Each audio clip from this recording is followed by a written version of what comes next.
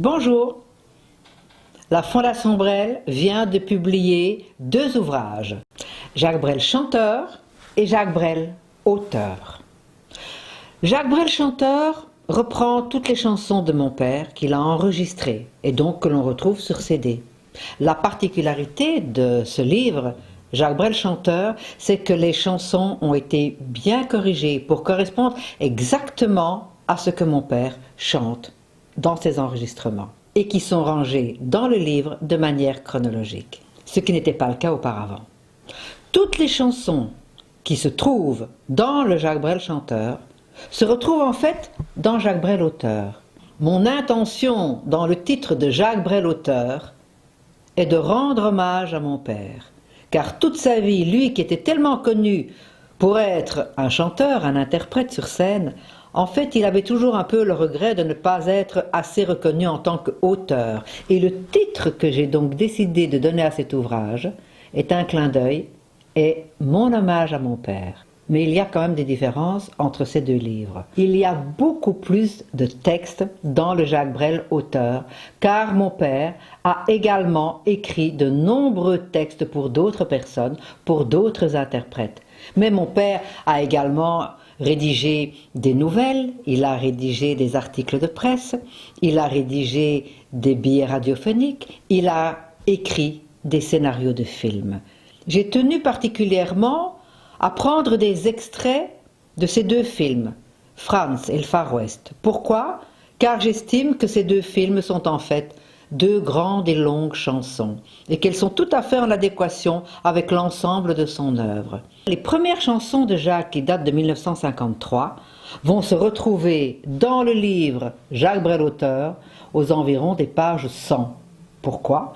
Parce que avant 1953, Jacques avait déjà son besoin d'écrire.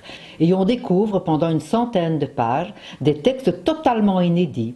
Il commence à écrire à l'âge de 13 ans, un livre de famille, car il a l'intention d'offrir ce livre de famille qui reprend le quotidien de chaque membre de la famille pendant l'absence de sa mère qui est hospitalisée.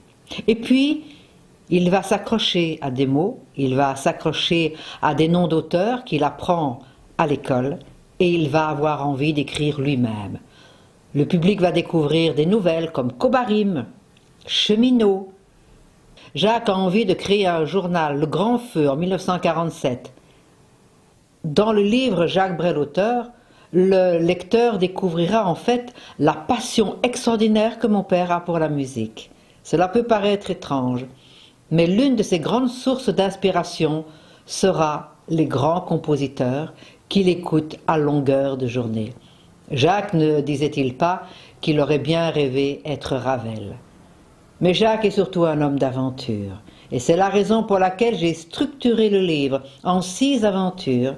La première est celle du rêve, et la dernière est celle de l'ailleurs.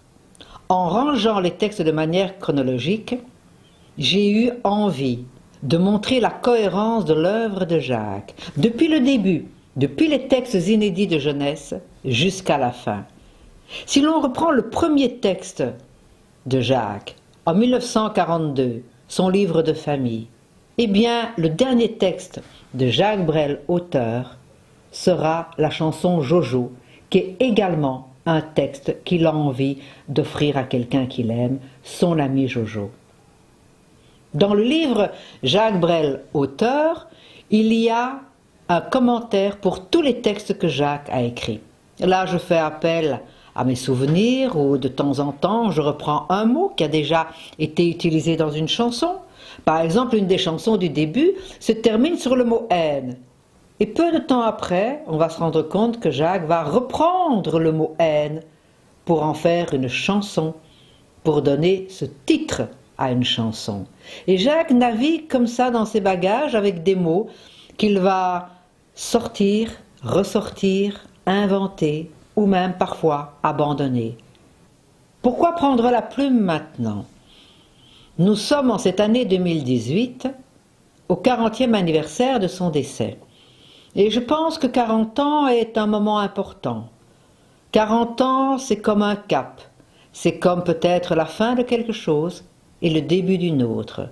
Je pense que beaucoup de personnes se sont intéressées au récit de la vie de mon père, à ses anecdotes, mais j'ai tenté à travers ce livre d'aller un peu plus loin, de présenter la cohérence d'une œuvre, de présenter un homme peut-être moins connu, un homme qui certes aime la générosité, a des valeurs essentielles comme la dignité, la responsabilité, mais qui peut aussi avoir des moments de doute, des moments de tristesse. C'est tout cela que j'évoque aussi dans les commentaires de tous les textes publiés.